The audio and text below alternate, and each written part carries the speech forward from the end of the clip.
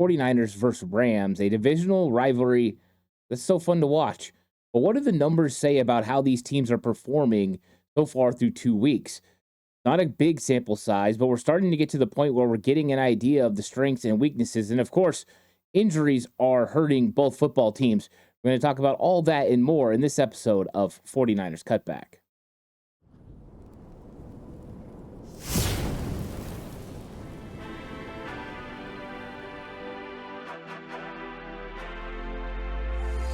From the alley-oops at Kezar to the glory days at the stick. From who's got it better than us to brick by brick. It's always the 49ers way from off-season to game day. Yeah, we talk back. It's the 49ers Cutback.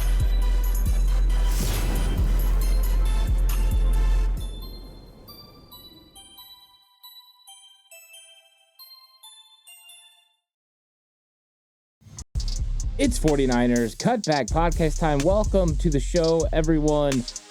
Time to talk about the 49ers versus Rams and talk about the tail of the tape, which this tail of the tape is going to be a lot different than most that we've done about these two teams for the mere fact that the Rams are ravaged by injuries and the 49ers just had more injuries added to the already long list of players that are either on IR or, in case of Deebo Samuel, waiting to come back, as George Kittle missed practice now with a hamstring injury, so he's not practicing. Adam Schefter is sort of leaning into the fact he doesn't know if George Kittle is going to be available to play on Sunday. That's a huge hit for this 49ers offense that's already missing Christian McCaffrey and Deebo Samuel, meaning as of right now, the tight ends for the 49ers, as far as people that are on their active 53-man roster, are Eric Saubert. He'll do a good enough job. And then Jake Tunges. So could the 49ers use that last roster spot to bring in a tight end? They could. We'll see what happens there. But that news wasn't enough.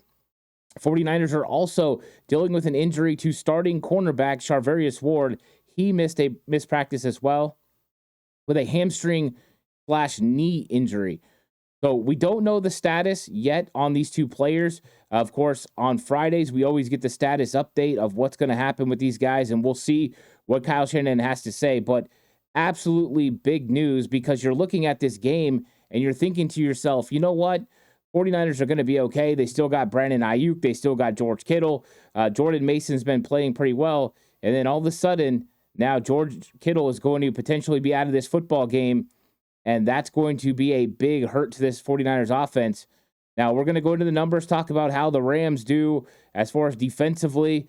And so maybe that will help us along the way, figure out how the 49ers can still attack and defeat this Rams team. And this Rams team is going to have, they're not going to be sad for us at all. There's no pity on the 49ers. They're dealing with so many injuries, whether that is along the offensive line or with their skill players missing Cooper Kupp and Puka Nacua. So this one takes on a huge different look. Please like and subscribe to the channel if you haven't already. I really appreciate it. If you're listening on audio platform, 49ers Cutback on Believe, please give it a 5-star rating. And if you're going to bet with Bet Online. Bet Online is the world's most trusted betting platform and your number one source for everything football. Bet Online is every stat, every matchup, and even live odds and spreads to bet on during the games. You think you know your stuff? Get in on our $200,000 mega contest and pick 5 games against the spread every week for your chance at weekly prizes and a share of $200,000. When the game's over, head on over to our online casino and get in on a game of blackjack or poker, or unwind with one of our over 150 slot games. Head to the website today to get in on the action. Bet Online, the game starts here. So this is going to be a very, very interesting episode, because now it takes on a little bit of a different look when you're talking about George Kittle and what he could potentially do in this team. And now you're going to be without George Kittle. So that is a huge change for the San Francisco 49ers and something that they're going to have to work through. So we'll go through this, though, and it's going to be a fun one. So let's go ahead and let's take a look at the numbers for both football teams. And the Rams come into this game at 0-2. Not exactly the start that I was expecting for them to have, and definitely not the start that the fan base or the national pundits believed that the Los Angeles Rams would start with, because they have been really good this season, or I'm sorry, in seasons past, and it was expected they were going to be really good this season. So 0-2, not a great start. And then the 49ers suffer the big loss to the Minnesota Vikings. And so the 49ers are looking to rebound off what was a tough performance, both offensively, defensively, and with special teams. And they're trying to rebound against the Los Angeles Rams. And the Rams seem like a get-right football team now. Could this help the Rams? No George Kittle, no Charvarius Ward. It definitely could. When you're looking at the total DVOA, you're looking at a 49ers team that's middle of the road, right? 16 would be exactly in the middle, and they're at 15. Last week, they were a top 10 team as far as DVOA, but a big slip with the fact they lost to the Minnesota Vikings 23-17 last week.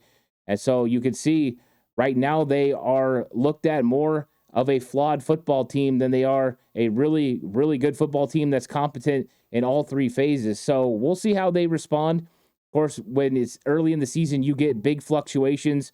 You play good 1 week, that helps you. You play bad week 2, and it kind of balances things out. That's where you see the 49ers right now. You look at the Rams, 28th, and a lot of their numbers that we go through, you're going to see they're near the bottom of the league. It's been a tough season so far for the Los Angeles Rams. Injuries, production on the field, it just has been tough for them to be able to translate it into making good plays and winning. Now let's look at the total points per game. 49ers averaging 24.5 points per game. Of course, week 1, they got over 32 points in that week 1 win over the Jets, but a lot of field goals, 6 field goals in that matchup for Jake Moody. And so last week, they came back down to earth a little bit, only 17 points against that Minnesota Vikings football team. And Brian Flores' defense did a really good job of hemming up the 49ers and keeping them out of the end zone. They had chances, they had opportunities. They were unable to be successful in those opportunities. But 24.5 is not bad through 2 games. You want to consistently get closer to 30 if you're going to be a dynamic offense in this league. But you can see it's not terrible right now. But we'll see. You're getting to week 3, week 4. This number's got to continue to go up. And with offensive weapons being potentially off the table, it might be a little bit tougher sledding. Now, when you look at the Rams, this is not usually the norm for what you see from a Sean McVay offense. Sean McVay normally is a high-scoring offense, especially since he's had Matthew Stafford. Last year they got Kyron Williams going in the ground game. They have Puka Nacua, Cooper Kupp. But the problem is Puka Nacua's been hurt. Cooper Kupp just got hurt, and he's going to be in a cast for a couple weeks as they try to get the swelling down in his injury. And then when you look at the weapons, they're also missing Tyler Higbee. They're starting tight end. There's just a lot of weapons missing for Matthew Stafford. You throw in the fact that they got injuries to Steve Avila.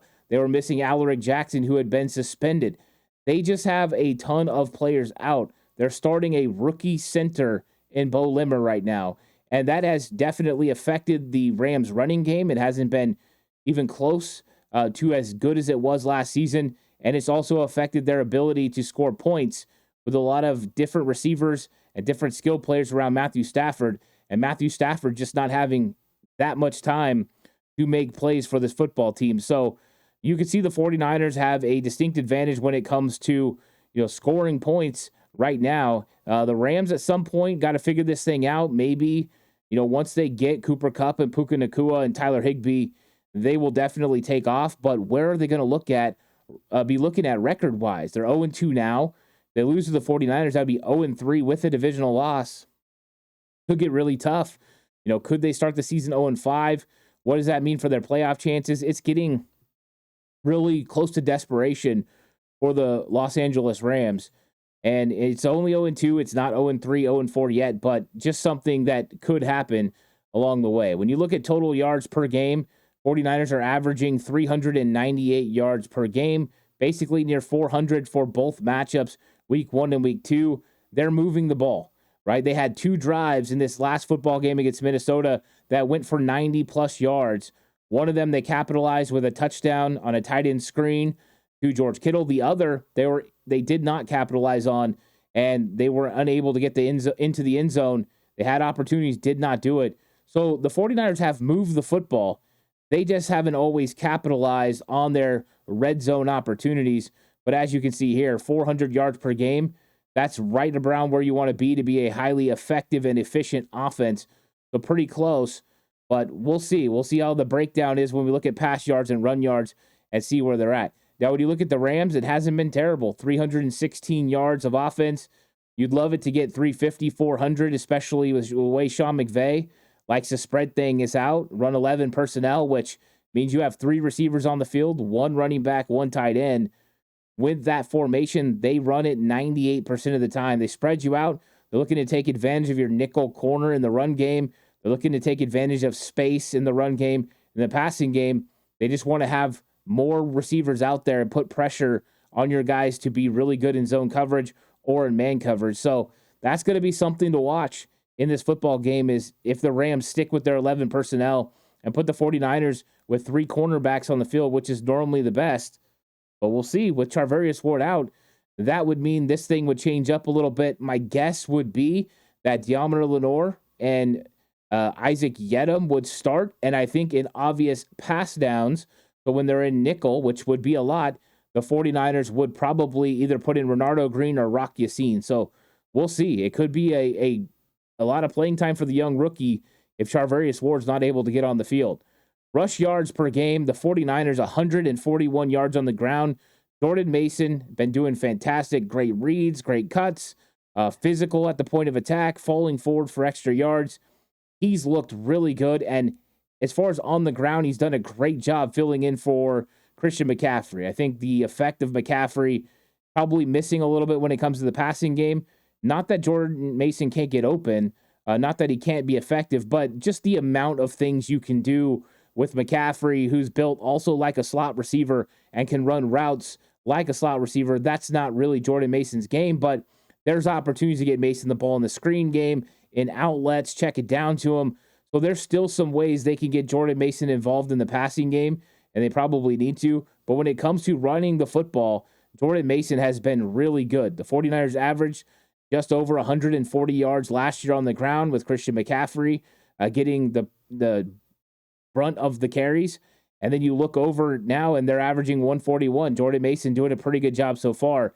When you look at the Rams, this is actually very shocking through 2 weeks, and I'm sure it has to do a lot with the fact that they've had so many injuries along the offensive line. But Kyren Williams was just basically every single game last year getting 100 yards, and it was like 100 and 100 and 100. He was doing so good, and he had missed time because of injury. And when he came back, it was like gangbusters. He was tearing it up. And now you look up, and they're only averaging 68 yards per game. They invested draft capital in Blake Corum, and they just can't get anything going on the ground. Defenses are having their way with that offensive line right now. So it's really unfortunate for the Rams, because coming into the year, you looked at the guys they had up front, guys like Steve Avila, and others, and it's like, wow, this team is really talented. They're going to be able to move the football on the ground. They're going to be able to throw and protect Matthew Stafford, and then they're just ravaged by injury, and they're not exactly the same team you were expecting to see. So right now, the run defense for the 49ers hasn't been great, and it doesn't look like the Rams' run offense is something that will threaten them too much, but we'll see. That's why you play the game. Passing offense, it's pretty darn close. San Francisco 49ers averaging 257 yards per game through the air, and the Rams averaging 248 yards through the air. Not surprising with Matthew Stafford, but with the low number as far as running the football and rush yards, it's been a lot on Matthew Stafford to make plays. Plus, they've been playing from behind. Last week against Arizona, they were behind the entire game pretty much. And so getting him to make the plays has been important for this Rams offense. They might find some success throwing the football against the 49ers, especially if Charvarius Ward is missing. The addition of Talanoa Hufanga back into the lineup should help this football team. But, the Rams definitely, whenever you have a guy like Stafford, can make plays. Now let's look at the numbers for Brock Purdy and Matthew Stafford. Both have done a very good job this season. Brock Purdy's completion percentage, 72%. When you look at Matthew Stafford, and he's up there over 68%. When it comes to yards, right now, total yards on the season, Brock Purdy 550, Matthew Stafford 533. It's a dead heat. Both guys, 1 touchdown to 1 interception. They do a pretty good job taking care of the football. Of course, Brock did have the fumble last week as well. So that's something that the 49ers need to make sure they take care of, not turning over the football. And the Rams will be trying to do the same thing as well, is not allowing Matthew Stafford to throw his typical interception versus the 49ers. 49ers have had great luck as far as Matthew Stafford giving them a turnover at some point in the game. It doesn't always mean it goes to help the 49ers win, but a lot of times it's been big. We've seen Hufanga get a pick six. We've seen others be able to make plays that are pivotal in the 49ers winning, including Ambry Thomas with the interception down the field a couple years ago that helped the 49ers get into the playoffs. So Stafford will put them up sometimes, and you got to make sure you take advantage of it. Now, when you look at the sack numbers, Matthew Stafford has been sacked 7 times, and we know that the offensive line for the Rams is one of the most ineffective right now when it comes to pass protection. It hasn't been good for them. Their grades are really bad, and they have a lot of injuries. The fact he's only been sacked 7 times, and the 49ers, Brock Purdy's been sacked 8. And I know not every one of those sacks is on the 49ers offensive line. There's definitely a little bit of blame to be shared amongst multiple players. But still, 8 is a lot of sacks at this point in the season. And Brock Purdy is mobile compared to Matthew Stafford. And so you would think that sack number would stay low. And the 49ers need to do a good job of protecting Brock Purdy. 2 sacks in week 1, 6 sacks in week 2. We need to go ahead and have a clean Brock Purdy, a clean jersey, and keep him upright so that way he can deliver the football down the field and to his receivers, because it could get a lot more interesting without having George Kittle. And George Kittle's had 2 good games, week 1 and week 2. And you look at the ratings, both of these guys right around 90%, Brock over 90%, and Matt Stafford just under 90% as far as quarterback rating. Both of them playing effective football. Both of them can make all the throws that you need to make. So, good group. Now, when you're talking about the offensive DVOA, the 49ers are ranked 9th. That is up a little bit from last week, but not the big, huge dip like you got from the defense. Definitely not the dip, foreshadowing what you're going to get from the special teams. But then when you look at the DVOA of the Rams, and they're at 26 on offense, not the norm for a Sean McVay offense. I mean, that's the thing that's the big takeaway from all the numbers and digging deep into what the Rams do. It's just how much they're struggling on offense and how basically crippling it's been for that offensive line to not be good. The offensive line struggling, the run game can't get going. You don't have the guys on the outside right now with the injuries. Or Matthew Stafford is trying to pull a rabbit out of his hat to make plays. And it's going to be on guys like Tutu Atwell and Demarcus Robinson and Tyler Johnson to make plays for this football team. And Kobe Parkinson trying to fill in for Tyler Higbee. Can he get enough time to be able to get the football out? Right now, they haven't been able to be efficient. They haven't been able to be effective as an offense. 49ers way more efficient and way more effective through 2 weeks, even though last week at Minnesota, it didn't look as effective as normal. It still was pretty darn good considering you look at the numbers and they didn't fall off that far. But, I mean, that's what happens when Brock Purdy's completion percentage went up so much and they were still able to move the ball pretty consistently. Now, let's talk about one area that's going to be important in this football game, and that's third down conversion percentage. So, in week 1, the San Francisco 49ers converted on third down against the Jets at 46%. Last week, not good. They were 2 of 10. It was a terrible outing on third down for Brock Purdy and the 49ers. They were 1 of 3 on fourth down. It wasn't great play from this offense as far as efficiency and being able to convert on third down. That's one of the things that's made this 49ers team good in the past, was effective third down play. Last year, the 49ers played at 46% for the entire season as far as converting on third down. That's very effective offense. That's up towards the top of what the NFL does. Anything close to 50% on third down is fantastic, and you become an elite offense if you can consistently win on third down. 49ers down to 34% because of the ineffectiveness last week against Minnesota. So how do you make sure you fix your third down woes? First off, don't face third and long. Make sure that everything is 3rd and 3 and in. So 3rd and 3, 3rd and 2, 3rd and 1. Those are great situations for conversions.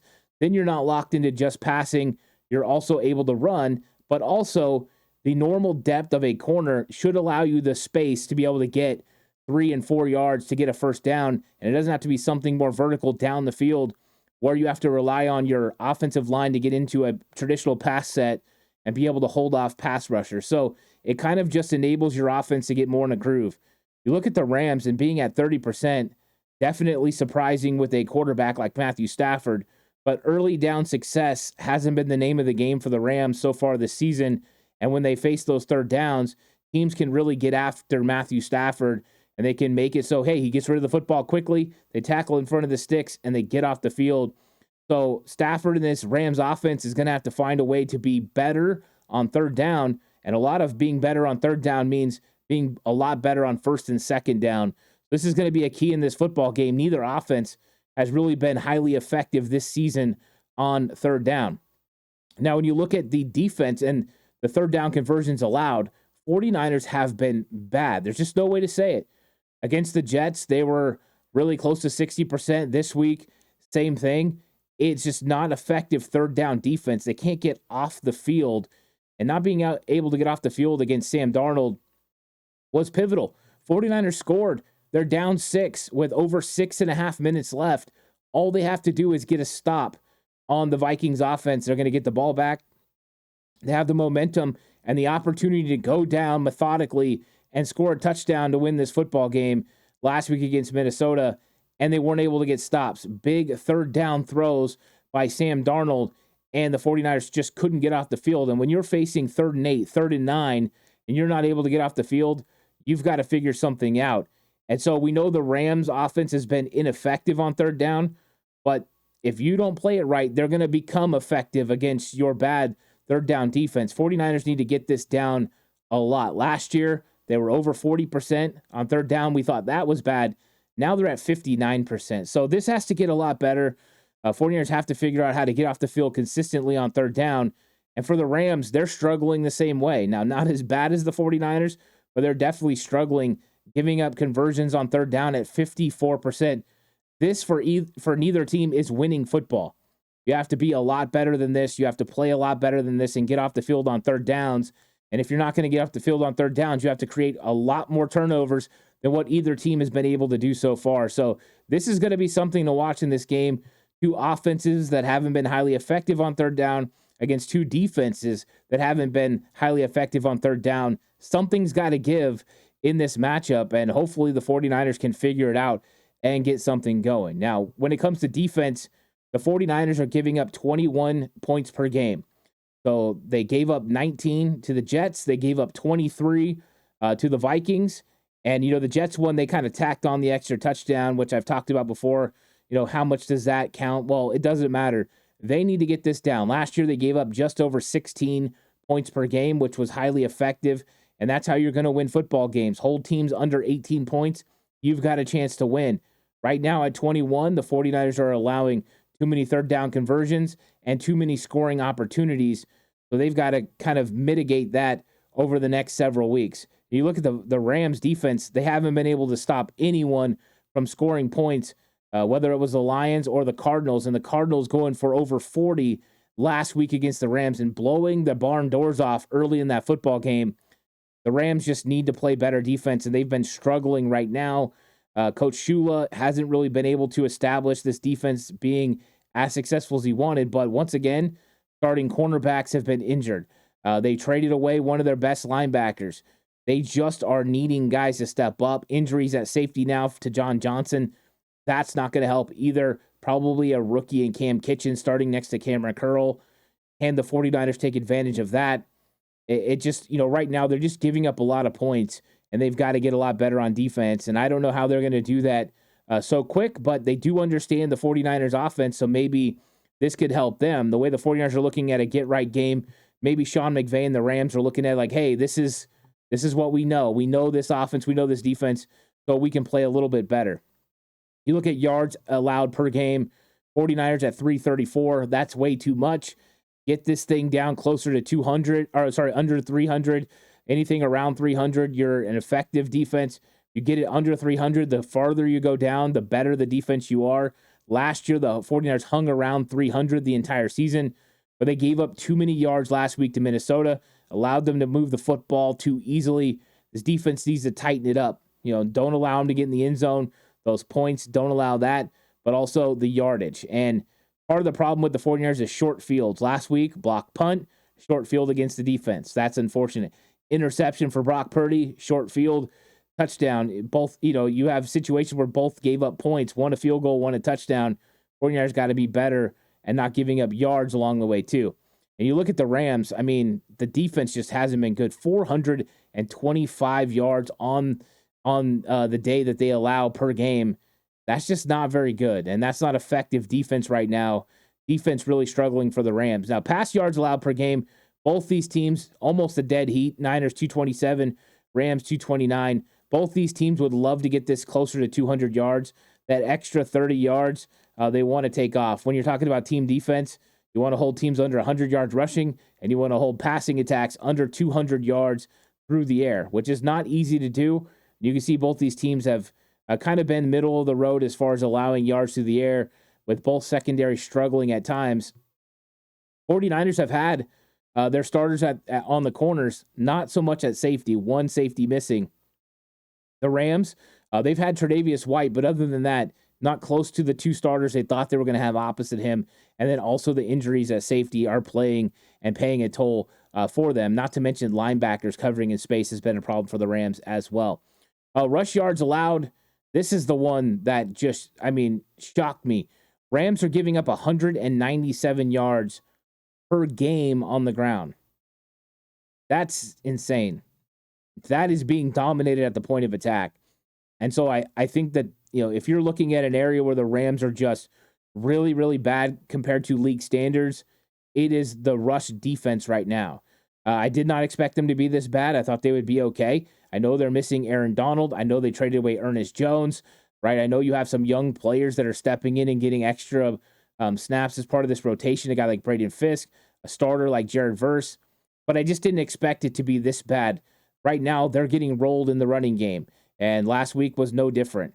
It was a very impactful game from the Arizona Cardinals. So 49ers know that there's a way to run the football on the Rams, and they're going to have to take advantage of that run game, especially if you're missing key contributors through the air, rely on the run game. The only problem is the Rams are going to know that too, and they're going to try to load the box and make the 49ers do other things. So this game takes on a different feel depending on George Kittle.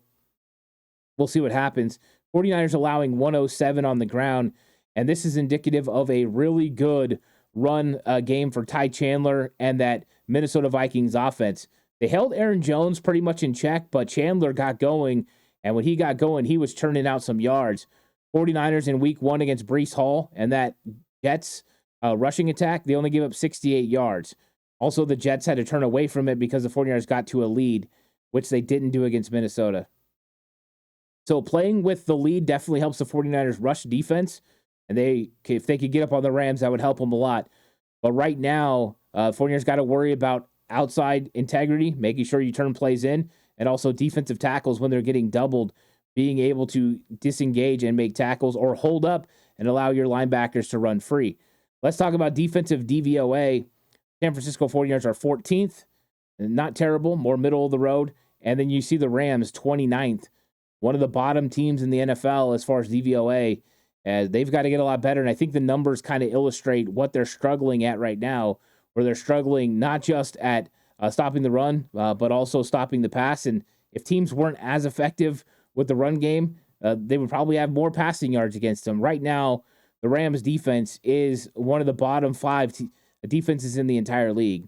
And the 49ers got to make sure they take advantage of it on offense. As far as defensively, they got to play a lot better than number 14 overall when it comes to a DVOA. Now let's look at the next one here, giveaways. We're getting into the turnovers. San Francisco 49ers have turned the ball over twice, both of them last week. You get the interception from Brock Purdy, the fumble by Brock Purdy, and you got to give the credit to the Vikings for making plays. You make a mistake, take advantage of it, and they did in this game. Rams also have 2 giveaways on the season. Done a pretty good job. Matthew Stafford, 1 interception. As far as 2 turnovers through 2 games, that's not terrible. So neither team doing a really bad job, but coming off a game where Brock Purdy turned over the ball twice, he's going to want to take care of the football and not turn it over against the Rams. You look at takeaways. 49ers have caused 4 takeaways so far this season. They've done a pretty good job. A lot of it has to do with, guess who? Fred Warner. he's contributed to 3 of the turnovers. He knocked the ball out against Breece Hall in week 1. Then he knocked the ball out against Aaron Jones in week 2, and he had an interception of Sam Darnold in week 2. The only other one that contributed to a turnover, or actually 2, Lenore knocking the ball into DFF's hands in week 1. So Fred Warner, it's not if he's going to create a turnover, but how many turnovers is he going to create? And that's something that Matthew Stafford has done against the 49ers, is turn the football over in the past. And he's going to need to take care of the football if they have any chance of beating the 49ers and overcoming their injuries so far. So when you look at the turnover differential, 49ers are +2. You want to stay in that range. Pittsburgh Steelers lead the league right now. They're +5. Doing a good job taking care of the football and creating turnovers for that defense. So 49ers want this to be higher. They're normally one of the top 5 teams when it comes to turnover differential. Take care of the football, cause turnovers. So that's what they're going to look to do. And whoever wins the turnover battle, wins on third down, and is effective in the red zone, is probably going to win this game. Now, one area that's been a real struggle for the 49ers in the past is special teams. And last week, special teams was one of the best in week 1, one of the best as far as DVOA. Well, guess what? They came right back down to earth, and they're listed as number 26 when it comes to DVOA. It doesn't help when you get a punt blocked. That was not good. Then you get a return from Deebo Samuel on a kickoff that doesn't get the yardage you want down to the 16. Then there's a holding call on top of it that makes it more difficult. You get a muff punt from Jacob Cowling. So the way week 1 was good, week 2 was absolutely troubling. So let's see what week 3 brings. Can we get back to more like week 1? I'm hoping so. But right now, the Rams have the advantage as far as special teams. Their special teams ranked 18th in DVOA.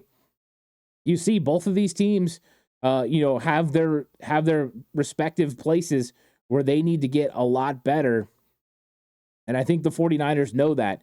And they need to make sure they execute in this game. They need to make sure they take advantage of the areas where they have advantage over the Rams, running the football, being able to use the time of clock, and then the things that they have been struggling with so far, get better on third down.